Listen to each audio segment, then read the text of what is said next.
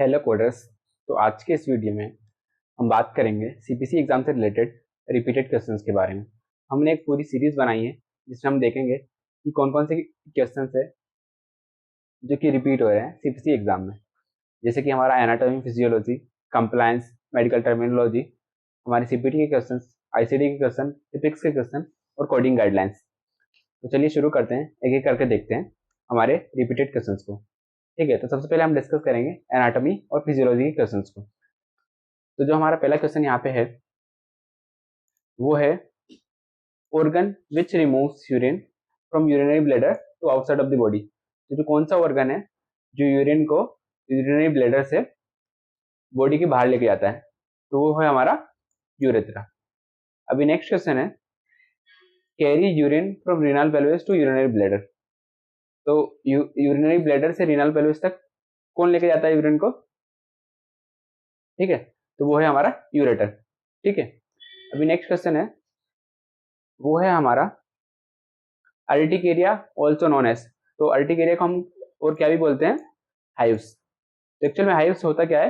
एक टाइप का skin rash होता है जो कि ट्रिगर होता है एबनॉर्मल रिएक्शन से। ठीक है, अभी नेक्स्ट क्वेश्चन है inflammation of back portion of the eyelid and outer layer of the eye. तो कुछ इस टाइप से क्वेश्चन पूछा जा रहा है जिसका राइट आंसर है हमारा कंजक्टिवाइटिस। तो यहाँ पे आप चेक करिएगा, आपको ऐसा की टर्म मिलेगा बैक पोर्शन और आउटर लेयर ऑफ द आई, उसका इन्फ्लेमेशन। अभी नेक्स्ट क्वेश्चन है इन्फ्लेमेशन ऑफ आईलिड। तो जो आईलिड का इन्फ्लेमेशन होता है उसको हम क्या बोलते हैं? ब्लेफराइटिस। ओके, अभी नेक्स्ट हम देख लेते हैं inflammation of whites portion of the eye. तो जो whites portion of the eye होता है उसके इन्फ्लेमेशन को हम क्या बोलते हैं? स्क्लेराइटिस।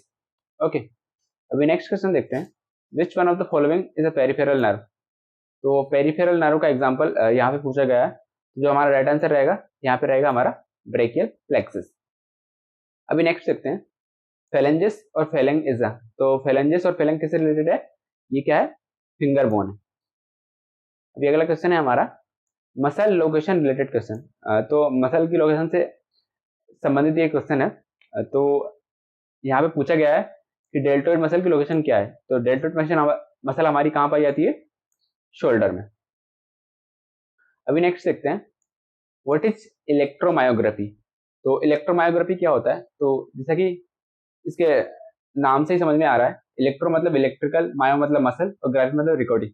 तो कहीं ना कहीं इलेक्ट्रिकल एक्टिविटी को रिकॉर्ड किया जा रहा है मसल की यहाँ पे। तो अभी अपन पढ़ लेते हैं क्या आंसर है यहाँ का इसका। इलेक्ट्रोमायोग्राफी मेजर्स मसल रिस्पॉन्स और electrical activity in response to a nerves stimulation of the muscle. ठीक है, अभी नेक्स्ट देखते हैं which organ connects muscle to bone. तो मसल से बोन को कौन कनेक्ट करता है? जो हमारा राइट आंसर रहेगा वो रहेगा हमारा टेंडन। अभी इसके बाद आगे हम देखते हैं which organ connects bone to bone. तो बोन से बोन को कौन कनेक्ट करता है? हमारा लिगामेंट। अभी नेक्स्ट क्वेश्चन देख लेते हैं इसके बाद में organ act like the cushion in your body in the outside of your joints and around your bones. तो वो कौन सा ऑर्गन है जो कि कुशन की तरह काम करता है जॉइंट्स के बीच में? तो जो हमारा राइट आंसर रहेगा वो रहेगा हमारा कार्टिलेज। ओके, अभी अगला क्वेश्चन देखते हैं प्रीफिक्स एंड सफिक्स से रिलेटेड है। तो यहाँ पे मैंने कुछ प्रीफिक्स और सफिक्स के एग्जाम्पल दिए हैं जो कि रिसेंट में पूछे गए हैं सीपीसी एग्जाम में। तो जैसा कि आपकी सीपीटी की बुक जो रहेगी उसमें सारे ये देखे रखे हुए हैं, तो आप सारे उनको पढ़ लीजिएगा। उसमें से कोई सा एक ना एक क्वेश्चन जरूर आता है एग्जाम में। तो अभी हम डिस्कस कर लेते हैं रिपीटेड सफिक्स और प्रीफिक्स को। तो जो है आइटिस, उसका मतलब क्या होता है? इन्फ्लेमेशन। एक्टमी क्या होता है? Surgical removal. आरएफई क्या होता है? सर्जिकल सुतर और रिपेयर। अभी नेक्स्ट है पैक्सी। पैक्सी क्या होता है? Surgical fixation. फिर है पैथी। तो पैथी क्या होता है? Disease condition. ओके, इसके बाद में हमारा ओटमी। तो वो ओटमी क्या होता है? Surgical incision. तो ये सारे आप प्रीफिक्स सफिक्स पढ़ लीजिएगा। अभी हमारा नेक्स्ट क्वेश्चन है which one is example of suffix. तो ऐसा एक क्वेश्चन पूछा गया है कि 4 ऑप्शन रहेंगे, उसमें से सफिक्स का एग्जांपल कौन सा है? तो जो हमारा राइट आंसर रहेगा यहाँ पे वो रहेगा हमारा न्यूरेल्जिया। तो यहाँ पे जो एल्जिया है ये एक सफिक्स है, तो ये हमारा यहाँ पे राइट आंसर रहेगा। अभी अगला प्रश्न देखते हैं अपन ब्रेकियोसेफालिक एवी फिस्टुला साइट। तो जो ब्रेकियोसेफालिक एवी फिस्टुला जो रहता है वो कहाँ रहता है? हमारा आर्म में। अगला क्वेश्चन है हमारा व्हाट इज मेनिंजाइटिस। तो मेनिंजाइटिस क्या होता है? इन्फ्लेमेशन ऑफ ब्रेन, और हम कह सकते हैं मेनिंजेस। इसके बाद हमारा अगला क्वेश्चन है व्हाट इज कीलोप्लास्टी। तो कीलोप्लास्टी क्या होता है? Surgical repair of lip. पहला प्रश्न है हमारा व्हाट इज लेप्रोटमी। तो लेप्रोटमी क्या होता है? Surgical incision of abdomen. अगला क्वेश्चन देखते हैं हम व्हाट इज मेलानोमा। तो मेलानोमा क्या होता है? Type of skin cancer. हम आगे क्वेश्चन देख लेते हैं। Adrenal gland is related to which body system. तो एड्रिनल ग्लैंड किस बॉडी सिस्टम से रिलेटेड होती है? तो वो है हमारा एंडोक्राइन सिस्टम। अगला क्वेश्चन है spleen is related to which body system. Spleen किस बॉडी सिस्टम में आता है? हमारा लिम्फेटिक सिस्टम में। अगला क्वेश्चन देखते हैं केरेटाइटिस इज। तो केरेटाइटिस क्या होता है? Inflammation of cornea. अगला क्वेश्चन देखते हैं surgical removal of both ovaries. तो surgical removal of both ovaries को हम क्या बोलेंगे? बायलेटरल ओफोरेक्टमी। ओके, अभी हम अगला क्वेश्चन देख लेते हैं। Colposcopy is. तो कोल्पोस्कोपी क्या रहता है? Visual examination of vagina. तो इसको हम क्या बोलते हैं? कोल्पोस्कोपी। अगला क्वेश्चन देखते हैं थोरेकोस्कोपी प्रोसीजर। तो थोरेकोस्कोपिक प्रोसीजर क्या रहता है? तो इसमें क्या होता है, जो है ना चेस्ट में जितने भी ऑर्गन रहते हैं उनका एग्जामिनेशन किया जाता है, जैसे कि हमारा प्लूरल स्पेस हो गया, लंग्स हो गया। तो अभी हम देखते हैं क्या रहता है थोरेकोस्कोपी प्रोसीजर। तो a thoracoscopy is a common procedure to look at the surface of your lungs and the area around your lungs और प्लूरल स्पेस। ठीक है, अगला क्वेश्चन देखते हैं व्हाट इज प्लूराइटिस। तो प्लूराइटिस क्या होता है? इच्ची स्किन। तो हम अगला क्वेश्चन देखते हैं ल्यूमन मसल रिलेटेड क्वेश्चन है। तो ये ल्यूमन मसल से रिलेटेड क्वेश्चन आएगा यहाँ पे। तो क्वेश्चन की लैंग्वेज कुछ और हो सकती है, यहाँ पे आपको कहीं ना कहीं मिलेगा ल्यूमन से रिलेटेड कौन सी मसल है जो मतलब, तो ऐसा अगर क्वेश्चन आता है सिनेरियो, तो उसका जो राइट आंसर रहेगा हमारा वो क्या रहेगा? स्फिंक्टर। अभी अगला क्वेश्चन देखते हैं लेटरल कर्वेचर ऑफ स्पाइन।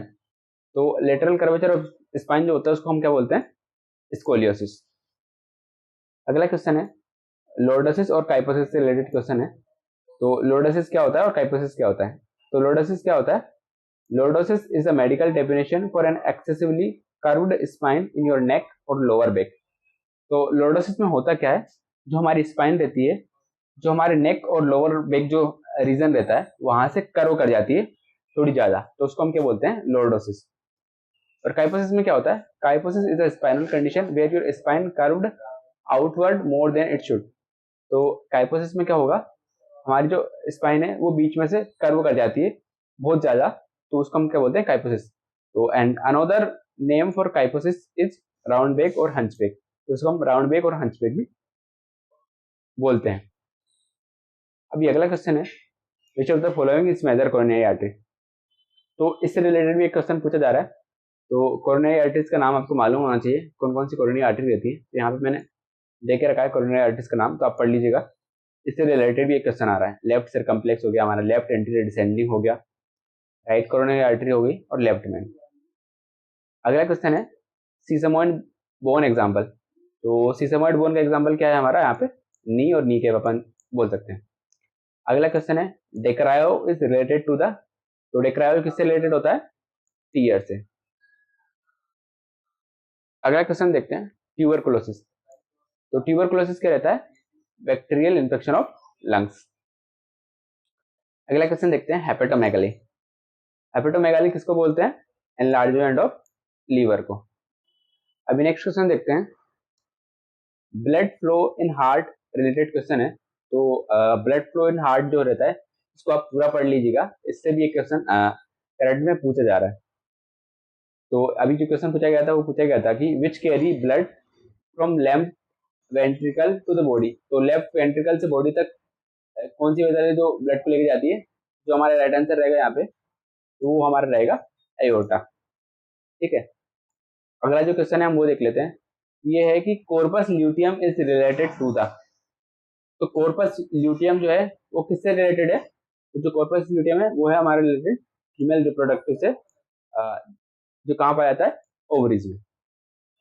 ठीक है, तो ये थे हमारे कुछ एनाटॉमी और फिजियोलॉजी से रिलेटेड क्वेश्चंस। इसके अलावा मैं आपको कुछ बात बताने वाला हूँ, कुछ टिप्स हैं जो कि आपको फॉलो करनी है एग्जाम के टाइम पे एनाटॉमी फिजियोलॉजी से और मेडिकल टर्मिनोलॉजी से रिलेटेड क्वेश्चंस को सोल्व करते टाइम।